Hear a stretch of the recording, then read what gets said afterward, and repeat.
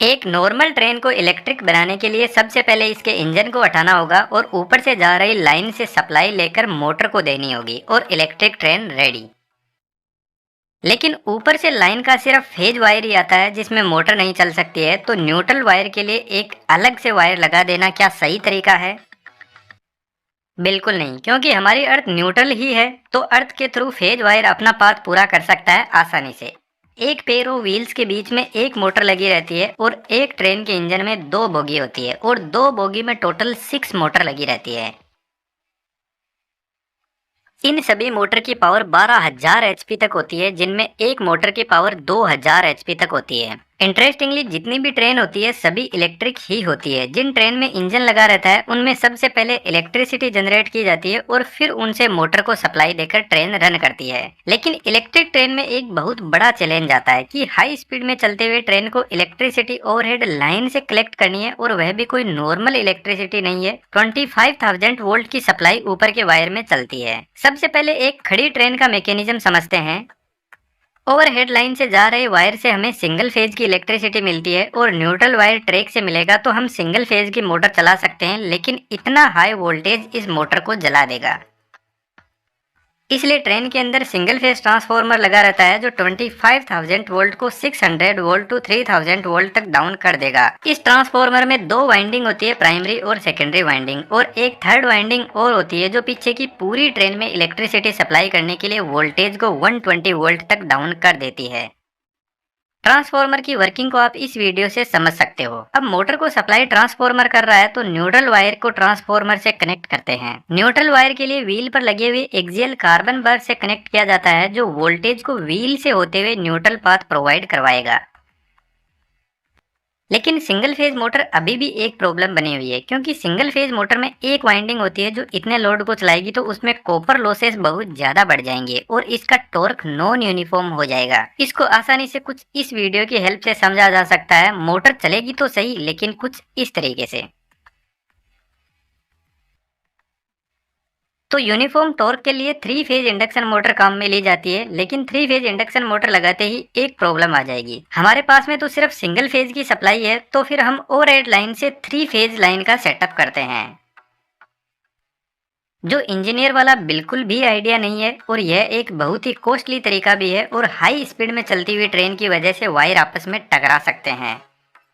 तो एक नई डिवाइस इंट्रोड्यूस की जाती है जिसको रेक्टिफायर बोलते हैं, और यह डिवाइस ट्रांसफार्मर से मिल रही सिंगल फेज एसी सप्लाई को डीसी में कन्वर्ट कर देता है। और आपको पता हो तो डीसी के अंदर कोई भी फेज की वैल्यू नहीं रह जाती है। यहाँ पर हमें पॉजिटिव और नेगेटिव दो वायर मिलते हैं। इस डीसी सप्लाई को इन्वर्टर को दिया जाता है और इन्वर्टर आउटपुट में 3 फेज एसी सप्लाई प्रोवाइड करवाता है, और 3 फेज इंडक्शन मोटर आसानी से चलती है। लेकिन क्या आपने नोटिस किया, 3 फेज इंडक्शन मोटर को न्यूट्रल की जरूरत नहीं होती है? कमेंट में जरूर से लिखना 3 फेज इंडक्शन मोटर बिना न्यूट्रल के कैसे चलती है।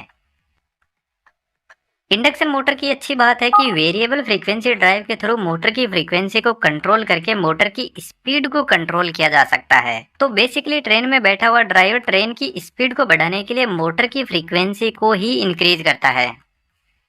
अब यह मोटर ट्रेन में 2 टाइप से ब्रेक लगाती है, और यह ब्रेक बिना किसी मैकेनिकल फ्रिक्शन के लगाती है। इनको रोकना होता है तो इसका इनर्शिया बहुत हाई होता है, और यदि हम मोटर की सप्लाई भी बंद कर दे तो ट्रेन काफी दूर तक अपने इनर्शिया की वजह से चलती रहेगी। यदि आपने सिंक्रोनस जनरेटर वाले इस वीडियो को देखा है तो अब आपको अंदाजा हो जाएगा कि जैसे ही ट्रेन ब्रेकिंग मोड में आती है तो इतनी देर जो मोटर व्हील पर पावर लगा रहे थे आगे बढ़ाने के लिए, अब व्हील वापस मोटर को पावर भेज रहे हैं।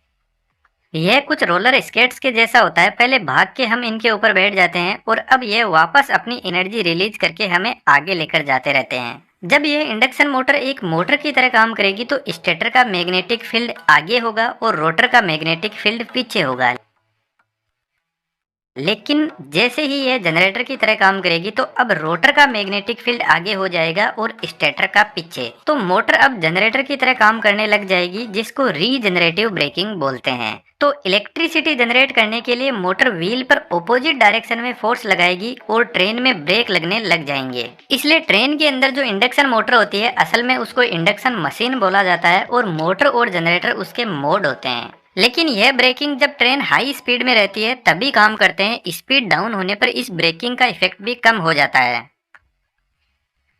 एक दूसरा और जबरदस्त तरीका है, 3 फेज इंडक्शन मोटर में RY भी 3 फेज होते हैं। यदि इस फेज सीक्वेंस को हम RBY बदल दें तो इतनी देर मोटर फॉरवर्ड डायरेक्शन में ट्रेन को चला रही थी और फेज सीक्वेंस बदलते ही मोटर की डायरेक्शन बदल जाएगी, यानी मोटर अब रिवर्स डायरेक्शन में घूमने की कोशिश करेगी और जितना फोर्स मोटर आगे बढ़ाने के लिए लगा रही थी उतना ही अब पीछे बढ़ाने के लिए लगाएगी। तो यह ब्रेकिंग काफी पावरफुल होती है और ट्रेन को जल्दी रोकने की कोशिश करती है। लेकिन सबसे इम्पोर्टेंट बात, जब ट्रेन की स्पीड 0 होती है और मोटर की सप्लाई को बंद नहीं किया गया तो ट्रेन उतनी ही स्पीड में पीछे की तरफ चलने लग जाएगी।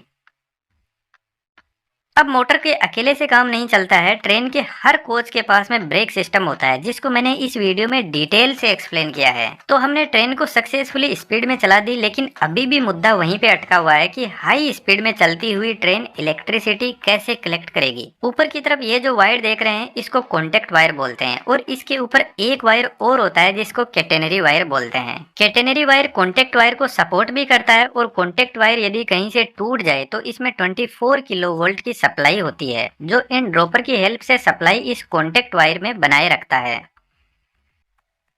इस कॉन्टेक्ट वायर से ट्रेन अपना कनेक्शन बनाने के लिए एक मैकेनिज्म का यूज करती है जिसको पेंटोग्राफ बोलते हैं। पेंटोग्राफ स्प्रिंग लोडेड भी होता है और इसमें न्यूमेटिक सिस्टम होता है जो एयर प्रेशर के थ्रू अपनी हाइट को एडजस्ट करता रहता है।